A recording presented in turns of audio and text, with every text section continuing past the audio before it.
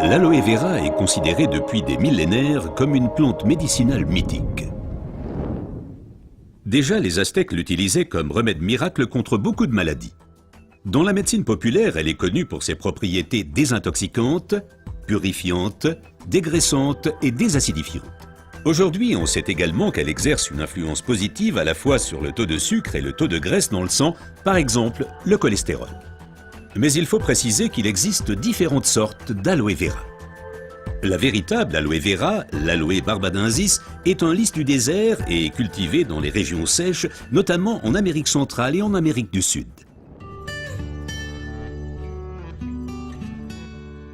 L'efficacité de l'aloe vera dépend principalement de son traitement, mais les différences se font dès la récolte. Pour éviter d'abîmer la plante, les feuilles doivent être coupées à la main. Comme la pellicule supérieure de la feuille contient de l'aloïne toxique qui protège la plante contre les animaux et a un effet laxatif pour l'être humain, il faut bien séparer l'enveloppe du gel intérieur. Le gel est du reste l'élément le plus précieux de l'aloe vera. Il contient à lui seul plus de 150 composants importants et bénéfiques pour la santé tels que vitamines, enzymes, polysaccharides et oligoéléments. Et c'est précisément cette combinaison unique, cette association de différentes substances qui entraîne l'effet médicinal. L'un des composants les plus importants est l'acémanal. Il a une influence positive sur le système immunitaire et diminue d'autre part les inflammations et les radicaux libres. Le résultat, une amélioration de l'apport en oxygène. Observons ce phénomène de plus près. Le sang assimile l'oxygène dans le poumon et le transporte à travers les vaisseaux sanguins vers les cellules. Les gros vaisseaux se divisent et deviennent de plus en plus petits pour devenir enfin des vaisseaux capillaires. Les capillaires sont les plus petits vaisseaux sanguins. C'est là qu'a lieu le transfert de l'oxygène du vaisseau sanguin vers les cellules.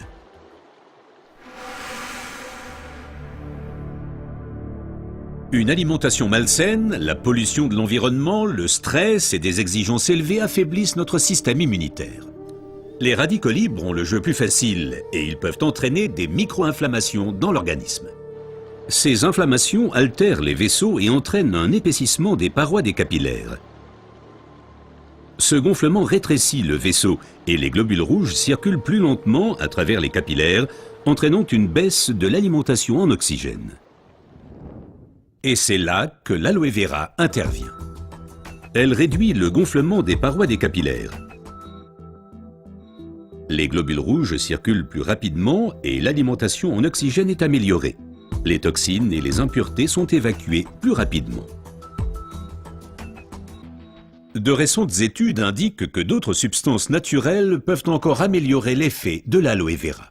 Parmi ces substances, il faut citer tout d'abord le silicium, mais aussi l'huile d'onagre et enfin les minéraux basiques.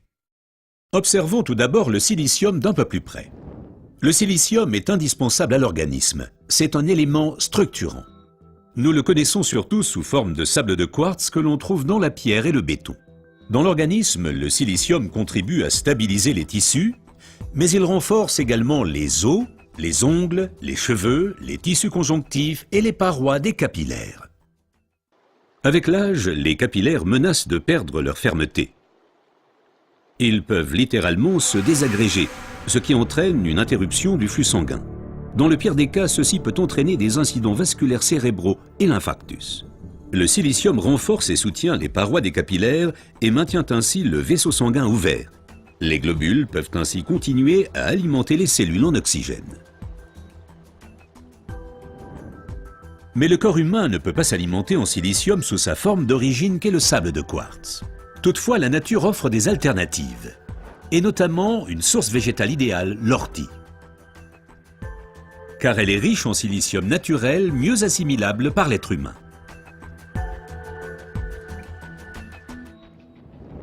Une oxygénation optimale ne dépend pas uniquement des capillaires, mais aussi et surtout de l'état du sang.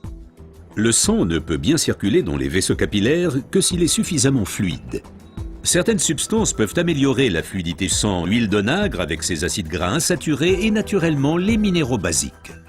Les acides gras insaturés sont des fluidifiants du sang. Ils empêchent les globules de s'agglutiner et donc un épaississement du sang. Les minéraux basiques soutiennent l'élasticité des globules rouges et facilitent ainsi leur passage à travers les capillaires. Ces deux éléments améliorent la fluidité du sang et garantissent ainsi son alimentation optimale en oxygène. Permettez-moi de récapituler. Une oxygénation satisfaisante de nos cellules est une condition importante de notre santé et permet également de prévenir les maladies graves.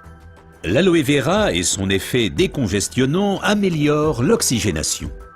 Le silicium renforce les parois des capillaires et garde le vaisseau sanguin ouvert. Cet effet est renforcé par l'huile d'onagre et aussi par les minéraux basiques. Ce que la médecine populaire savait depuis longtemps est maintenant confirmé par la recherche moderne.